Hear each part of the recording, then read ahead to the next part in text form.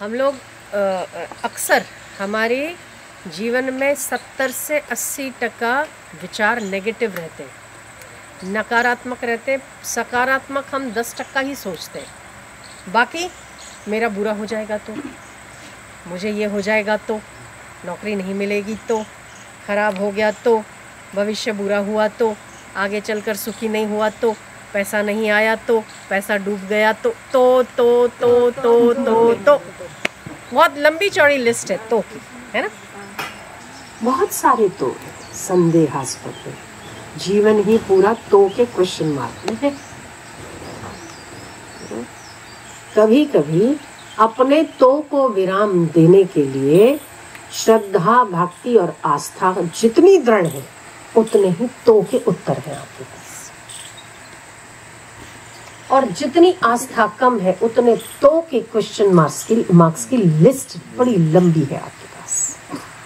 या दो मार्ग होते हैं, या तो प्रचंड वैराग्य हो कि अगर सामने वाला जॉब, प्रमोशन, इंक्रीमेंट, खेती बाड़ी, बारिश, जो कुछ भी इस तो की लिस्ट में आपने गिनवाया, अगर वो मेरा ही स्वरूप है तो बारिश भी मैं हूँ, खेत भी मैं हूँ, बरसने वाला भी मैं हूँ, बरसाने वाला भी मैं हूँ।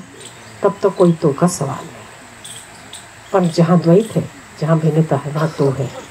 बारिश अलग है, मैं अलग हूँ, खेत मेरा है, पाक मेरा है, तो वहाँ पर सवाल है।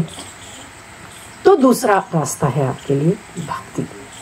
अगर एक माता अपने दूध पीते बच्चे का अगर अहित नहीं कर सकती है, तो परम पिता परमात्मा अगर आप उसकी गोद में बैठे हुए हो तो आपका अहित कर ही नहीं सकते। ये विश्वास, ये सारे जगत में जितने भी तो के सवाल है ना, तो के सवाल ही इसीलिए है कि जो हमारे साथ नहीं है, जो भक्ति, जो आस्था हमारे चित्त में ईश्वर के प्रति होनी चाहिए, ऐसे नहीं है, इसीलिए तो है। जय दयाल गोयंद का नाम सुना होगा आपने। उनके परिवार से उनको बहुत अपमानित होना पड़ा। उनका जो घर था छोटा सा खोली, वो छोड़ देनी पड़ी। शहर छोड़कर वो कहीं और चल बसे। एक दिन बड़े रोए, क्योंकि हर जगह पर तिरस्कार ही तिरस्कार, हर जगह पर जहाँ देखे वहाँ उल्टा ही उल्टा दाव पड़े। कहीं नौकरी करने जावे तो मिले नहीं, वो मिले तो 2 दिन में छूट जावे। आखिर वो बड़े परेशान हुए कि ऐसा मेरा भाग्य कैसा है कि मैं इतनी कोशिश करने के बाद, कहते हैं पुरुषार्थ करना चाहिए, मेहनत करनी चाहिए, मैं तो पूरी मेहनत कर रहा हूँ, कुछ नहीं मिल रहा। एक बार बड़े बैठे बरामदे में किसी के घर। अच्छा, यहाँ तक कि आपको भोजन एक समय तो मिलता है ना, उनको तो भोजन भी नसीब नहीं होता था। लोग अपमानित करके वहाँ से भी भगा देते थे। ऐसा समय जयदयाल गोयनका के जीवन में आया। एक बार बैठे खूब रोए, भगवान को खूब खरी खोटी सुनाई। तेरे को मैं ही मिला था, जहाँ जाता हूँ मेरा अपमान होता है, जो मैं करता हूँ उसमें तेरे को विघ्न डालना होता, जो जॉब करने जाता हूँ वहाँ से धक्के मार के निकाल देते, क्या मैं ही मिला था। ऐसे रोते रोते रोते रोते आँख लग गई। आँख लग गई तो उनको हुए हनुमान जी के दर्शन। मंदिर था सामने, हनुमान जी के दर्शन हुए, और हनुमान जी ने उन्हें ऐसा दिखा कि जब सब कुछ छीन लिया जाता है तब मेरा राम सब कुछ देता है। जब बाहर का सब कुछ छीन लिया जाता है तभी मेरा राम सब कुछ देने के लिए तैयार होता है। चिंता मत कर, भविष्य की गोद में तुम्हारे लिए कुछ और लिखा है। इसलिए विचलित चित्त और विचलित मना ना हो। जो महामानव बनते हैं वो संसार की तमाम चीजों को छिन जाने के बाद ही अध्यात्म की राहों में प्रवेश करते हैं। जय दयाल गोयंका से आंख छप खुली और उनका ये एहसास भूला नहीं गया। क्योंकि कभी कभी कुछ स्वप्न और कुछ एहसास सच्चाई से भी अधिक दृढ़ विश्वासी होते हैं। वो ये मानने को तैयार नहीं थे कि वो मेरा स्वप्न था।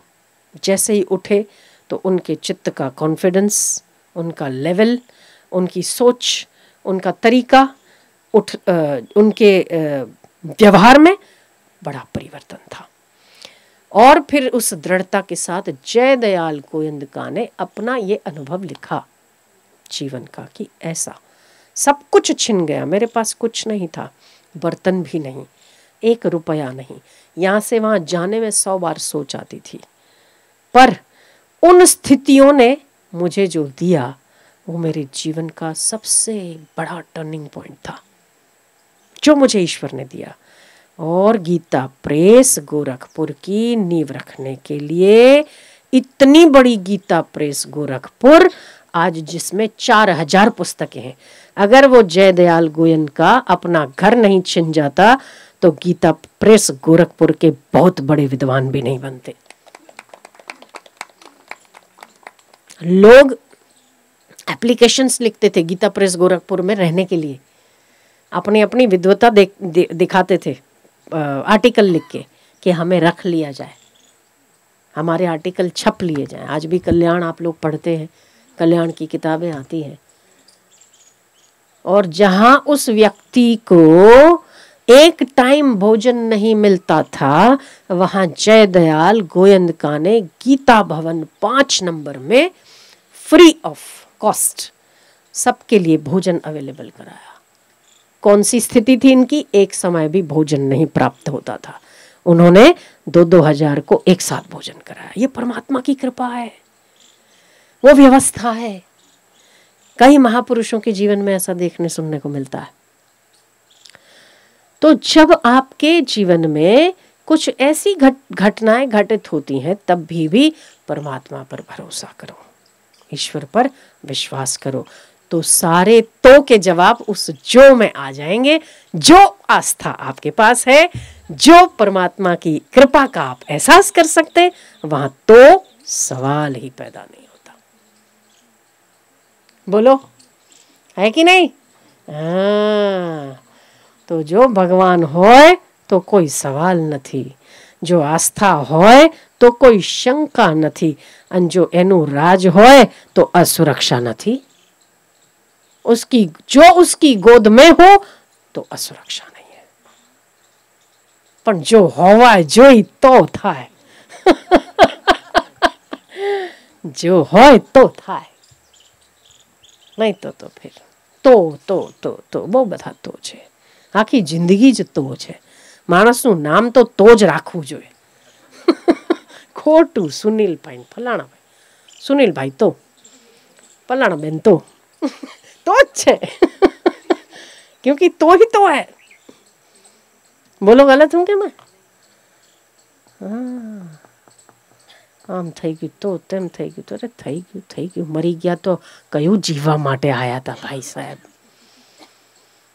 आखिरी में आखिरी है तो कि अगर मर गए तो आप जिंदा रहने के लिए थोड़ी ना आए थे, बहुत पहले मर चुके हैं। आप भी उसी लाइन में जा रहे बच्चों। तो मर जाते तो क्या, कौन सा जीने का अमर पट्टा सर्टिफिकेट लेके आए?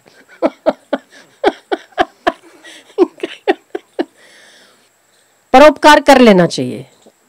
नहीं रहे तो इस तो को कमजोरी मत बनाओ, तो को बल बनाओ।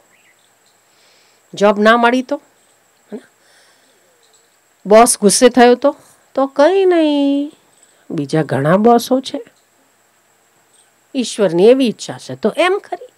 निश्चिंत होने का जो कोई भी विचार आप पसंद कर लो, इन तो के जालों से मुक्त हो जाओगे। ऐसा हो गया तो अरे होता है तो होने दो, हो के क्या हो जाएगा, आવું કરી નાખો ને જે દિવસે। તમારે જેવો ફકીર કોઈ ને ફક્કડ માણસ નહીં દુનિયામાં, અનાસક્ત ભાવે વિચરણ કરવા વાળો કોઈ યોગી નથી। આ તો आसक्ति है, अनासक्त। जब आप अनासक्त हो गए हर चीज से, आपकी सारी तो का शमन हो गया। जिस दिन शमन हो गया ना, उस दिन तो आप देवताओं के वंदनीय हो गए भाई।